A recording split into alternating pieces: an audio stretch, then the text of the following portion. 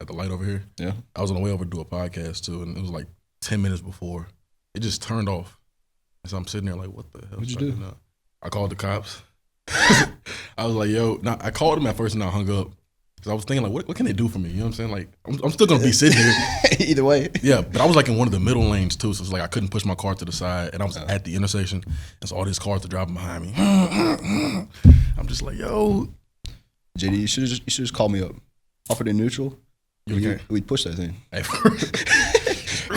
Get a little workout in. Yeah, for real. Wait till the light turn green, just push it across the road. That's it. That's all we need. But I was sitting there like, what the hell should I do? And I called the cops and I hung up the phone. And you know how they like trace your number back? Yeah. So they called my phone back. Again? Yeah, they called my phone back and they were like, yo. You right? Yeah, you just gave us a phone call. I was like, yeah, sorry, like, are you okay? I was like, yeah.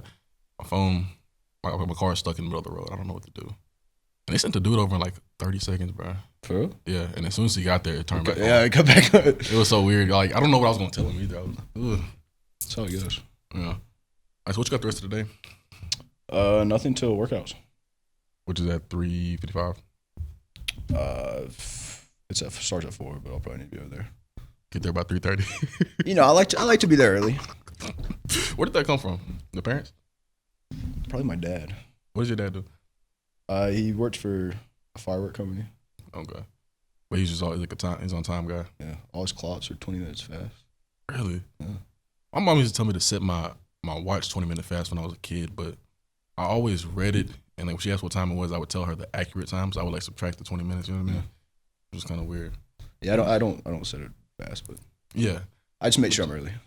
That's everything, like class and everything. Yeah, usually. Okay. Usually so. That's how I roll. I feel you. What did your mom do? She's a personal trainer. Really? Okay. Is that what you want to do? No, I probably won't do that. Does she enjoy that? She likes it. Is she training for a specific sport or is it just working out?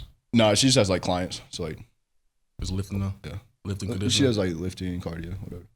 That's what she got you right? Yeah, she got me right. Early on. Dang. So is your mom like, she's probably been doing it for a long time, right? Yeah. What was her view on kids working out? Because you know how some people are like against kids actually getting in the gym. Yeah.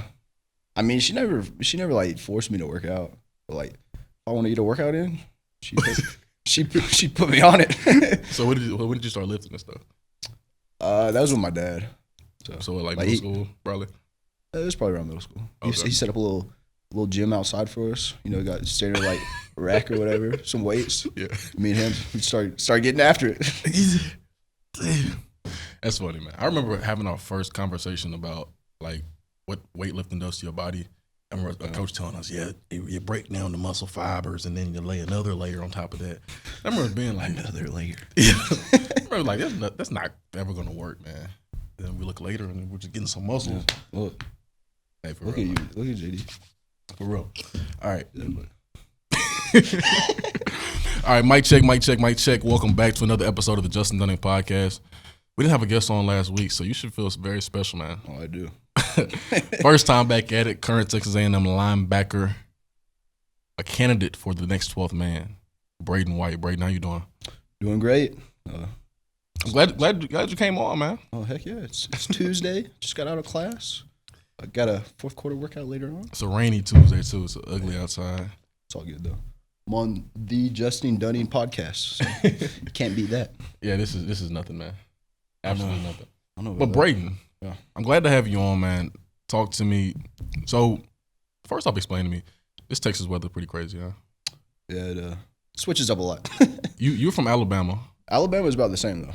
Is it really? It'll switch up real quick. So you like Alabama or Texas better? As far as weather? Yeah. As far as living, how about that? Just living. As far as living? Texas. They're different. But I like both. I love both. People always say that. I had this dude named Bobby on 2 weeks ago, and he lived in Miami, he lived in Phoenix, Arizona, and now he lives in College Station. And he was basically saying, I asked him which one is better, and he always said they're different. Like, what's different about it from living in Texas versus Alabama? Alabama, as far as weather, Alabama is more humid. Okay. That's the biggest thing. Texas is straight, like, sun heat. Yeah. Alabama, the humidity, though, sometimes get to people. Okay. As far as living, yeah, I'd say it's the people be the biggest thing, but I mean mm-hmm. I love both though, so right. Can't be. Okay, so you're currently playing football here at A&M. When did you first start getting into the sport? Football? Yeah. I had to be around. I mean, well, growing up, I've always watched football. Always interested in football. Mm-hmm. But I started playing 4th grade, maybe. Okay. I think it was 4th grade. What position? Started out linebacker. So always been a linebacker. That's rare. Yeah. I feel like a lot of people start out like a center or something like that, snapping the ball. I mean, I did play guard or wherever they needed me. You were nice? Really. Were you nice? If you pull me, I'd be pretty good. Pretty good off a pull, JD. Okay, so when did you make your mind up that, you kind of wanted to play football in college? I mean, really from an early age. I mean, it was always a dream of mine just watching football from a young age and just, I don't know, something I wanted to do. Really? Yep. You're like, I'm going to take this to the next level. Yep. When I was in junior high, we had a couple guys who, they were obviously big football fans, and I wasn't really at the time. I guess I really got into it probably 8th grade maybe, but like in 7th grade, we're having this conversation, and there was a group of guys, and they were like, yo, so when I grow up, I'm going to Alabama. When I grow up, I'm going to Texas. I'm going to Texas A&M and all this and that. And I remember just being like, what are all I didn't even know what all these schools were. Yeah. And so at the time, I wasn't really into it at all. But it's always crazy to hear, guys come on and say that since they were young kids, they were really into it. Yeah. Because it's like, I don't know. It kind of paints a different picture as far as, you had a goal when you actually set out and achieved it. Versus mine, like, I started playing and I got good and I started getting opportunities and I was like, oh, you know what? Maybe I'll try this thing out. Yeah. And so what was your high school recruiting process like? I mean, probably around my junior year, I started getting some interest from some different colleges. Okay. I mean, there were some older guys on my team that were getting recruited, getting offers and stuff, and they were going to play football, Division I. So right. I started getting some interest, but I'm kind of undersized. So right. they'd always be like, "Hey, come to camp and we'll check you out or whatever." Right. I wasn't really too big into camps. Right. I was more focused on my high school team. Yeah, I like that. So when I committed to something, I want to just pursue that. So I was locked in on my team. Right. I got a couple Division II offers, mm-hmm. and that's before my senior year. Right before my senior year. Right. Like the summer of right before my senior year. Okay. What did you get? What offers did you have? UNA, University of North Alabama. Mm-hmm. That's a school in my hometown. Okay. And then Florida Tech. So another smaller D2. But then after that, I kind of just locked in on my senior season, and I guess it was about the 7th game of my senior year. I broke my leg. Oh man, I didn't know that. Yeah, so Dang. After that, doing what? What were you doing? It was during the game. How did it happen? Let's see, we picked the ball off. Okay, you picked it off. Huh? No, I didn't pick it up. I didn't pick it up. Okay, but one of our DBs picked it off, and we were returning it. Yeah. And so, I mean, it was a pretty good return. Then I was setting up to block him. I just launched out to block a guy. Yeah. My leg came up and hit someone across the side. Oh God! And just what was it? Was it lower leg? Tibia. A tibia. Oh God, that's not good. So was it a complete break or what kind of break? Yeah, was it? Complete break. Oh Jesus. Okay. Anyway, so you break your leg. So after that, I threw a rod in there, some screws. Yeah. Good to go. You patched the thing up, put a Band-Aid on it. Good to go. Yeah. Nah, but rub some dirt on it. Of course, I went through the recovery process and all that. Right. But at that point, recruiting wise, it died down a lot from that. Right. So I started applying just academically to a lot of different schools. Right. And I was confused. I didn't know what I was gonna do. Right. But you were leaning towards just going and not playing football. I knew I still wanted to play football. I was thinking I could possibly just try to go somewhere academically, walk on, or just see how it went. Right. Because I had the D2 offers, but that wasn't really something I wanted to do. My dream was to play Division I football. Right. So after that, me and my coaches were sending out my film to different schools and whatnot, and I actually applied to A&M before, just academically. Okay. Yeah. Which I didn't know a lot of. I didn't know much at all about A&M. Yeah. But College Station. I applied here. Right.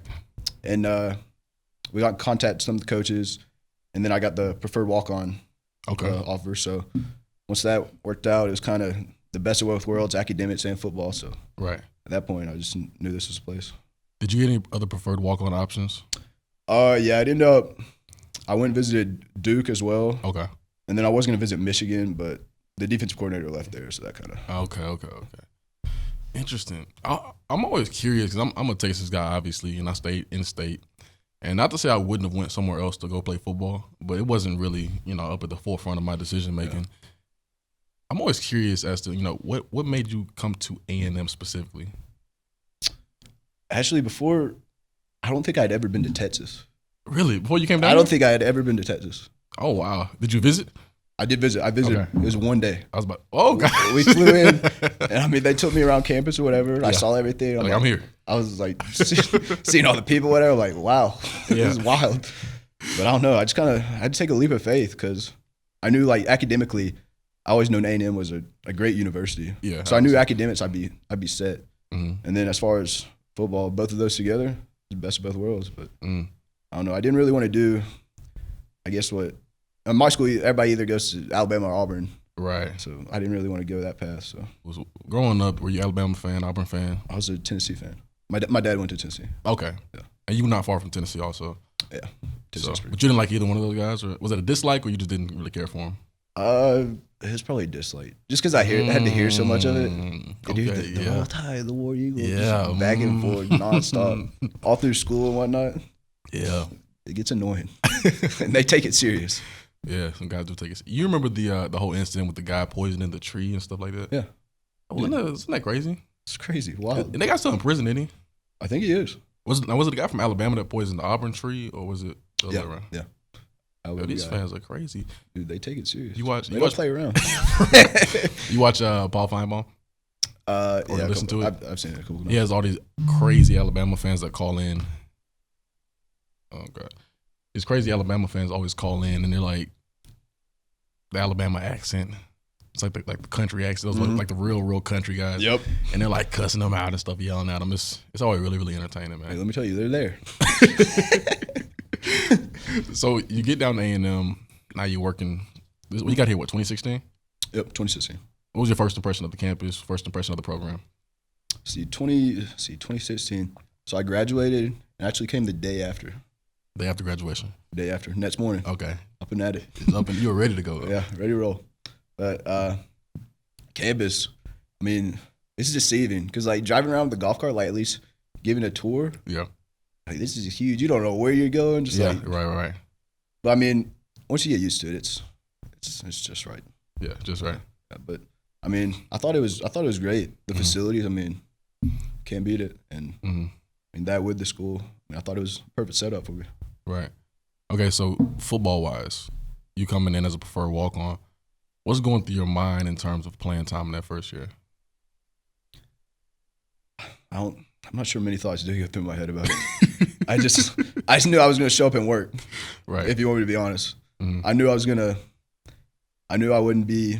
I mean, in the front running for that much playing time, but I just knew I was going to come and work to give everything I had. Cause that's all I knew to do, and that's what I was going to do. Yeah. You hear about a lot of guys who come in with this entitled feeling, though. Yeah. Do you kind of think it's maybe kind of a plus for you, like having that chip on your shoulder, or maybe coming in as an underdog? That makes sense. I'd say, I mean, it definitely made you work harder. I mean, as far as approaching things, some things you're going to be at a disadvantage just because as a walk-on, it's not set up to be easy. Yeah. I mean, but nothing comes easy too. So I mean, it's going to make you work harder, and I guess it was an advantage for me in that aspect. So talk about the life. I want to hear you tell the story about on the field, because I've told a lot of people, like, the walk-ons have it rough. They're not practice dummies. Yeah. But they do a lot of the dummy work and like do a lot of special teams and all this kind of stuff right there. What was it like that first year for you? Well, for me, it was kind of different because I took a total different perspective than most guys would have. But so first year I was on scout team. Right.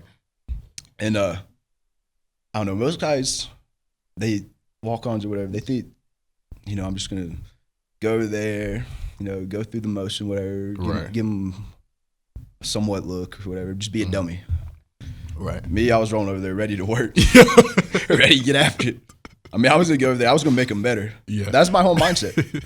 I mean, if I'm over here, might as well make you better. So yeah, I'd go over there each and every day. They'd know I'd be coming.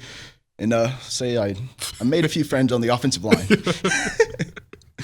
It used to be so funny to see you and those guys always getting into it, man. It was every day, JD. It was funny to me too, because it's like you see so many walk-ons come in, and they have like their dreams and like they're crushed. You know what I mean? Like once they're sent over to the scout team, and it's like once they're over there, they feel like they're not gonna play at all, and like they're basically dummies at this point. Yeah. So it's just like let me go through the motions, and I'm gonna jog a route, or I'm gonna do this, whatever.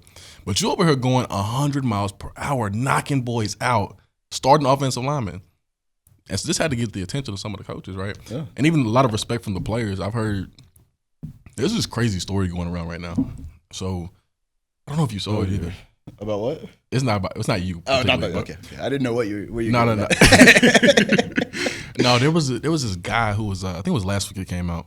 A guy who was out hiking. I think he was in Colorado, maybe hiking down in the mountains or whatever. And he says he's going down this trail, and out of nowhere he sees this big ass cat jump out. It's a mountain lion. Oh, the mountain lion. The mountain lion. I heard about this.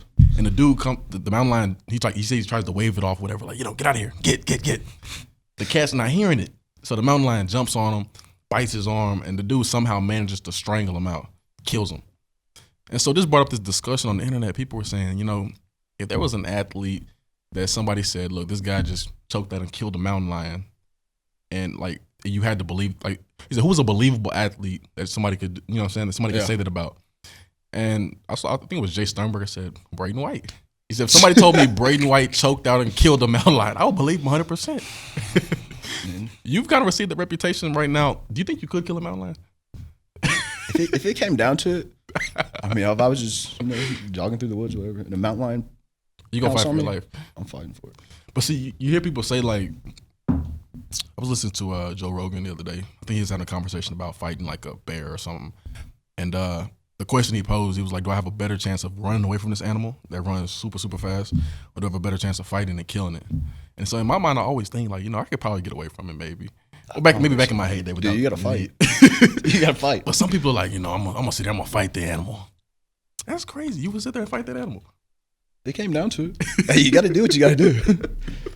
I asked T. Will, Travion, I said, we were having this conversation a couple weeks ago, and I said, if you had to lock one teammate in the room with a cage with an animal and he had to come out alive, who would it be? And I said Braden White. He said you come out teaching the animal 3 or 4 languages or something, man. He made a joke out of it, but the baseline of it is you know how to work, man, and it's been appreciated by a lot of your teammates and me as well. I've said that you're one of the hardest working guys I've been around. Appreciate that. Especially during a time like this. This is the off season, right, for you guys. So during the season, it's tough throughout the week. Practice Monday, Tuesday, but you have a game to look forward to on the weekends. Yeah.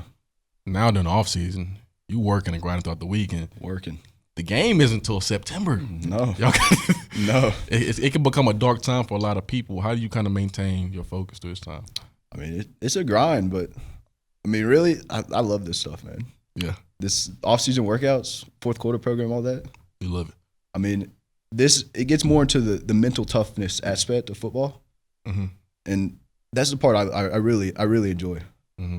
So I mean, a lot of people, they see the physicalness of it, like, yeah, but the mental part, that's what's going to separate people. Right. So I mean, you got to attack it. So I mean, I'm just so curious. You just a guy who I've always seen, just running out there full speed, just knocking boys out and never stopping. And never seemed. I mean, it seemed like you get tired, but I mean, it never seemed like you're defeated. You see a lot of guys who get defeated. Yeah. What goes through your mind during those tough times? Like we run out there running or something like that, hundreds. What goes through your mind? I think anything does. I'm just going. Nothing goes through your mind when you get really, really tired. Okay, a lot of people talk about a why. Okay. Yeah. What drives that engine? You know what I mean? Well, I think most people, where they go wrong is they start thinking. Okay. Because if you start thinking, you start listening to yourself. That's where you mess up. You start thinking, oh, this is hard. I'm about to have to tap out. It's getting too much. That's where you messed up. I mean, you just gotta go. You never thought about tapping out? No. Never. No. Not during a single workout we've had here ever. I mean, it's not gonna run through my mind. That's so crazy. I feel like we've all had those instances though, because like for me, for example, when I was coming back from one of my injuries, and this is whenever Coach Hockey got here, and we started running those hundreds. Mm-hmm. like I was running with the trainers for a little bit, doing a little slight jogging, and they're like, you know what? You're back in the rotation today. You're out there. Oh, right in it. I was like, you in the fire. They put me out there in the fire. I'm out there running these hundreds. I got like 8 through, and keep in mind, I'm out of shape at this point. Yeah. And so I ran like 8 of them, and I'm like, man, I'm not like I'm not gonna make it. I'm about to die. I'm about to literally die right now. I feel like I was about to die. Yeah. But I somehow pushed my way through it. See, for me, it's like, even if I die out here, if it ends like that, that's how it ends. But I mean, no. I mean, I'm gonna go till I fall out or something. So what's the hardest workout you've done here that you remember? Like, okay, this was hard. I mean, they're all gonna be hard. That's the way I look at it. Yeah. Because like they're set up to be hard. So if you continue to push yourself and just strive for more, it's gonna be hard the next week. I mean, you may get more in shape. I mean, that will help. But as far as like fourth quarter workouts or whatnot, they're set up to be hard each and every week. Right. So I mean, you're not doing a set number. You're just doing more and more and more. It's gonna be hard each and every week. So let's talk about where you are right now. You're heading to your junior season, correct? Yes, Richard Jr. Okay, Richard. Damn, you've been there 4 years already. That's crazy. I'm feeling old. That is crazy. Wow. Like OT. For real. That's crazy. I remember you first got here. But heading to your redshirt junior season, and now Cullen's gone. And you can talk about this a little bit. The whole running for the 12th man. You're one of the guys, so I'm assuming is in the running for it. What's your whole mindset around that? I mean, it's hard. People ask me this. They're like, "Are you gonna try out for 12th man or whatever?" Right. So, I mean, it's not really a tryout or whatever. Yeah, I don't think it's more or less. I feel like you shouldn't have to change what you're doing to be recognized. You should just keep doing what you're doing. Right. If you fit that role and they feel like you should, they're gonna honor you with that. Then they should. But I mean, if you have to change what you're doing as far as approaching things, then I think that's right. Last season you had an injury, correct? I did. What was it? I broke my foot. Broke your foot? Yeah, the outside edge. That happened there. Was that fall camp that happened? I made it through fall camp, and it was the Monday before our Thursday game. Oh, wow. Yeah. Broke it. What was your mindset going through that? Was it tough? That was rough for me because, I mean, fall camp, that's – once you make it through that, I mean, that's every day, daily grind. You make it through that. Yeah. And you could see the first game, Thursday. Yeah. And it's a Monday practice. I mean, like normal. I mean, we were having a good practice too. Yeah. And inside run. Like, I shoot a gap, beat the offensive lineman. Yeah. And just step down. I mean, no one stepped on it. Just freak accident. I mean, I thought I blew out my cleat. Yeah. Looked down, cleat was fine. So I tried to keep going, and then I was running funky. So then Kevin, one of the trainers, he's like, hey, we need to check that out. I'm like, all right. Right. And they walk in, and he's like, yeah, you credit. I'm like, wow. It hit me hard. So you take your cleat off. Was your foot like balloon? Yeah, later that night it was fat. Damn, that's crazy. But I mean, after that, I mean, it took a couple of days, but I started to attack. Yeah. Throw a little adversity. Yeah. Got to respond. For sure. You seem like one of those guys who would do. You remember the program? I do. Were you here for that? I was. You remember the run or whatever from like through the airport? God. Terrible. We ran from almost at the airport, like this abandoned bunker over there. I told this story on the podcast before too. Oh yeah. Yeah, we ran all the way from there to the top of the stadium carrying all this gear. Supposed to be like days of supplies. 150-pound bag. Oh my God. Wait, we were on the same team, weren't we? What team were you on? We won? Yeah. Yeah. Okay, yeah. I thought so. Okay. Oh man. What was your mindset going through that? Was it tough? That had to be tough. Come on. I loved it though. I'm being for real. Yeah. I just remember it's like 4 a.m. Yeah. Oh my God. And then this is like the one thing I remember the most. And like, you remember we had to crawl through the mud or whatever, and they're spraying us with a water hose. Oh my God, yeah. I just remember crawling through there, did sprays with a water hose. I just stopped for a bit, look around, just started laughing. Dude, it was, I don't know, but in that moment, in my mind, I'm like, this is absolutely ridiculous. It's crazy. I'm thinking like, what is Sumlin having us doing? It's 4 o'clock in the morning. We're out there in the mud. You're crawling through mud under this barbed wire, rocks scraping your elbows dudes and are thinking about their life. What am I doing right now? I'm crawling through an ant pile. I'm like, yo, I came to college to play football, and I'm out here doing some military training type stuff. I'm thinking in my mind, like, yo, this is ridiculous. I'm going to finish it. Yeah, but like, this is ridiculous. You telling me you were laughing in that moment? Dude, I guess it was just the randomness of it. I look around, see like TD or so whatever, just like, what the heck? I started laughing. You ever been in a position that was just like so unfortunate that you just couldn't help but to laugh? That's pretty much what that was. Like, how stupid is this right now? That's funny. I can't believe you don't have any tough workouts on you, like that stick to your memory. Any that stick to your memory? None of them. I mean, nothing really pops out like as like an outlier from the rest. Yeah, they're just all cake, easy peasy. I wouldn't say that, but it's work. All right, so you play behind two linebackers who played a lot of football here, Otaro Alaka, Tyrell Dodson. What was your relationship like with them? As far as Otaro, I learned a lot from him. I mean, he's a guy. I played behind him a lot, and I mean, me and him, we had a good relationship as far as on the field. Mm-hmm. Like we talked to each other, like, what'd you see here, what'd you see there, right? About plays and whatnot. And I mean, I learned a lot from him. I mean, each and every day, just watching him play, staying behind him, mental reps. Mm-hmm. T-Dot coming in, I remember when I got here, my parents drive away. It's like they helped me set up and everything. Right. And then they leave. I'm like, dang, I don't know anyone. Yeah. I don't know one. It's a stranger right here. It's so Coach Chavis, he like takes me in there. He's like, introduce us to each other. He's like, this is Tyrell Dodson. He's like, he'd be a good friend for you. Whatever. I'm like, I was thinking to myself, is this guy gonna hang out with me? There's no way. Are you kidding me? Yeah. But after that, we've been best of friends. I mean, yeah, do everything together. And as far as on the field, we challenge each other, get after it. And, right. I mean, it's been great with both Otaro and Tyrell. It's been great being able to play with both of them. You've been seeing the whole thing by Kyler. You've been keeping up with all the college sports and stuff. Kyler declaring and people saying, what do you think about people talking about he's too short to play in the NFL? I've heard that my whole life. Yeah.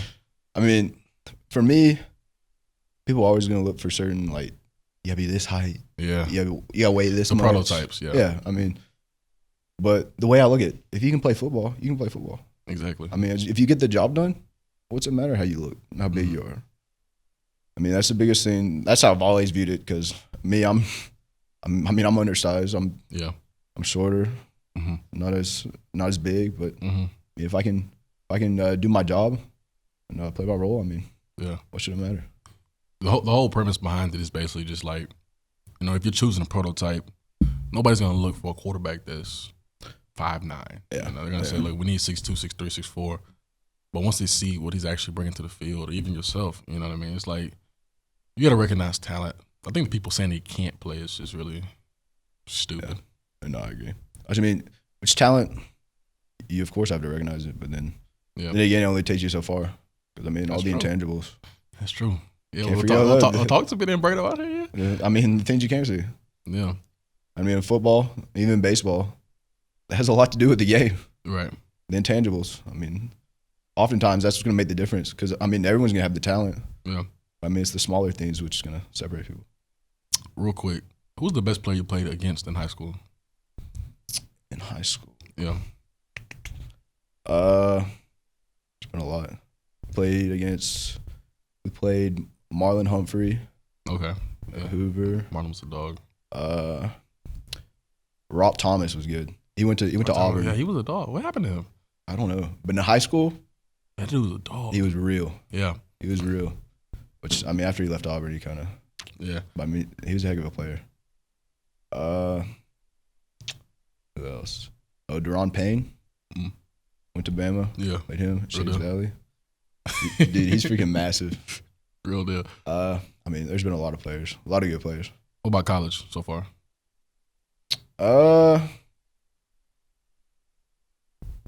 don't know if I can pinpoint to one specific player being the best. I mean, there's so many talented people. There's talent everywhere. Yeah. I mean, whoever you're going to play, you're playing, even the SEC, you're playing the best of the best. Right. You know what I'm curious about? Because you're a guy who study a lot of film, correct? Mm-hmm. Watch a lot of film. Has there been any offensive linemen that stuck out to you on film that we played against? I remember going into, what game was it? I think it was an Auburn game last year. Remember they had that big offensive lineman, that big strong dude who built like a, you know what I'm saying, like a linebacker, but he played offensive line. Yeah. I mean, everybody was like, "Oh yeah, this guy's been doing this and that." And Coach Price does. He'll boost somebody up to make you try to get in your head. Yep. Coach Price is talking about the dude all week, like, "Yo, yeah, this guy's he's built like Zeus. Yeah, he's gonna do this. He's gonna do that." Anybody you watched on film that was just like, "Okay, this dude's real." It stood out. Stood out? Yeah, it stood out. There's always. I mean, each week you're gonna know that one guy. Yeah. They always have that one dog that's gonna be dirty, physical after it. Mm-hmm. But I mean, SEC. I mean, the lineman. To me, that's the biggest difference transitioning from high school to college. Yeah, is the lineman. Yeah, because you mean in high school. Yeah, little boys. Yeah, I mean, you'll have one here and there, but then college, they're all good. They all can move. They're all physical.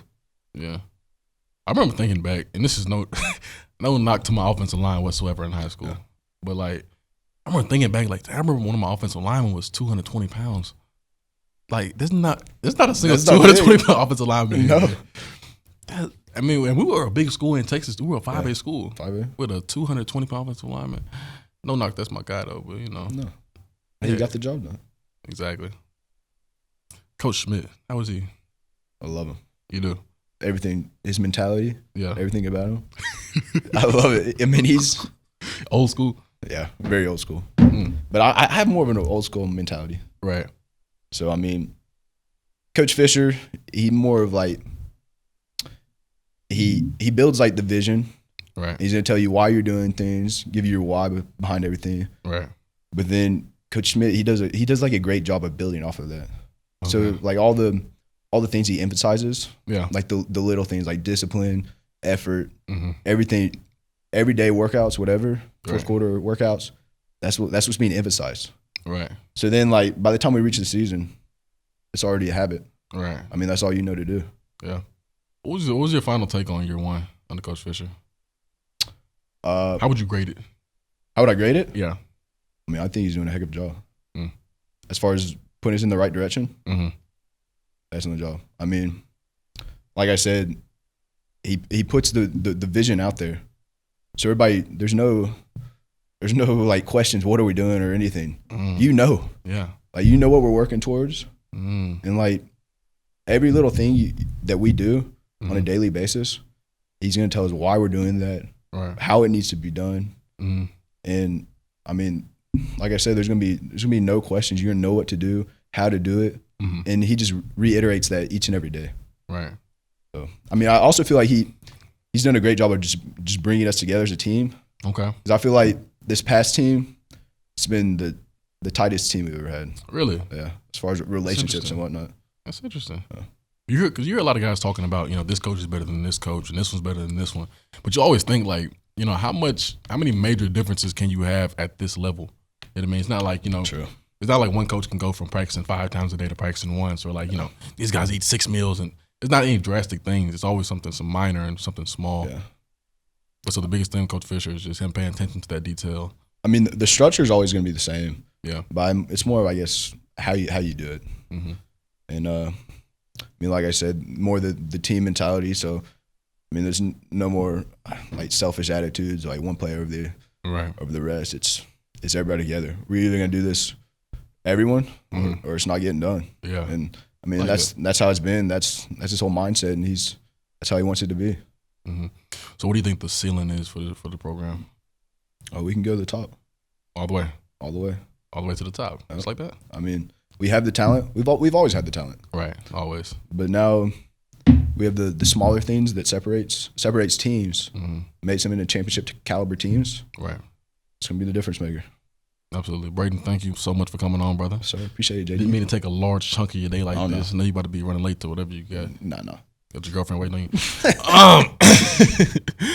All right, thank you guys for tuning in so much. Braden, thank you again so much, man. Are you subscribing, liking to our channel? Liking and subscribing to our channel? I think on Instagram.